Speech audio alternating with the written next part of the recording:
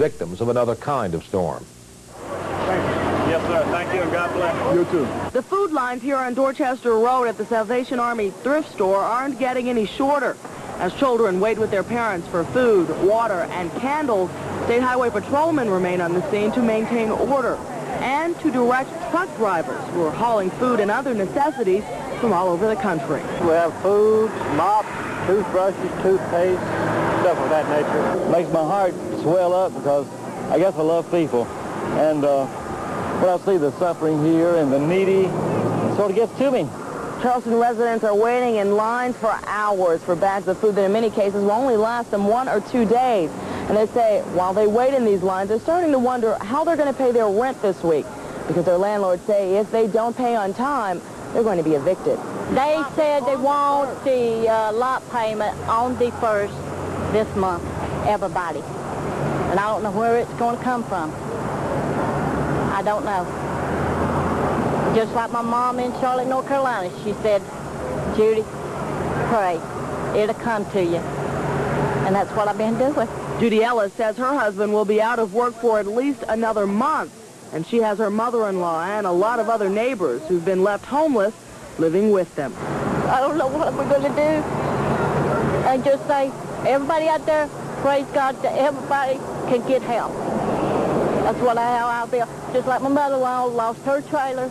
She's been living with us and everything. We're trying to get her help. She lost her furniture, everything. Money from the Federal Emergency Disaster Agency is supposed to help people like Judy Ellis, but they say it will probably take weeks or months before those in desperate need will have the cash in hand. Don't be too proud to get help. Because some people I know, they feel they're too proud to come out here and stand in London. Don't be too proud. If you need it, you come out here and get it. This is Karen Greer reporting. And there's more bad hurricane news tonight. Experts have spotted hurricane activity in the Atlantic. They say could last up to 20 years, posing an increased risk to the south coast.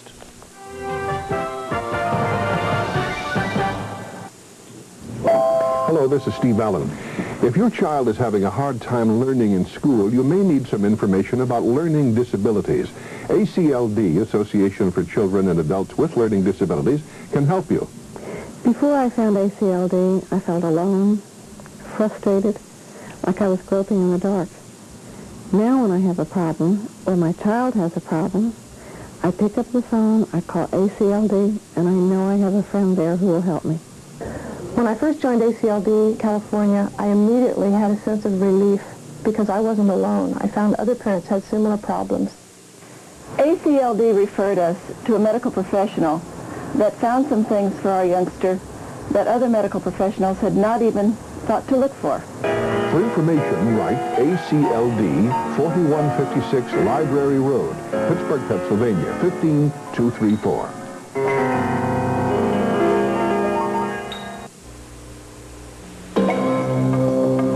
Recently, Road and Track magazine concluded a search for the world's 5 best cars. After exhaustive testing and analysis, they chose 4 exotic sports cars. And even more significantly, only 1 sedan. The Mercedes-Benz 300E. The regular baseball season ended today while football moved into week 4. Bob Golshall is here to take a look at a select few in the NFL. And Bob. Getting more select, Marvin. And then there were 3. In the 4th week of the NFL season, only 3 of the 28 teams are still undefeated. And that could be reduced to 2 tomorrow night if the Eagles beat the Bears. The Rams and the 49ers went into their game today with perfect records, but the Rams dropped the Niners to imperfect, 3-1.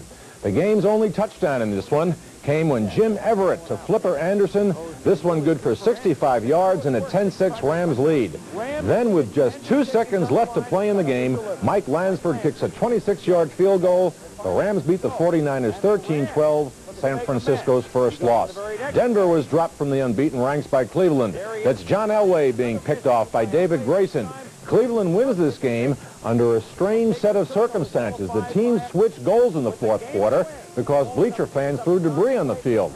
And with the wind at his back, Matt Barr kicks the 48-yard field goal. The final play of the game, the first win for the Browns over the Broncos in 15 years, as Jimmy Brown and Art Modell like it. The Giants were easy winners over the Cowboys. O.J. Anderson bulls in from the one in the second quarter. That gave the Giants a 10-0 lead. Then it was Phil Simms to rookie Dave Meggett. Meggett with a nice stretch and the even nicer catch. That put the Giants up 17-6. Then in the third quarter, Simms finds tight end Mark Bavaro, who's all alone. He takes this one in for the touchdown and the 27-6 lead. The Giants win 30-13. They go 4-0. Dallas is 0-4. So the Giants and the Rams 4-0. The Bears are 3-0, with Chicago hosting Philadelphia tomorrow night. That's it in sports. Marvin?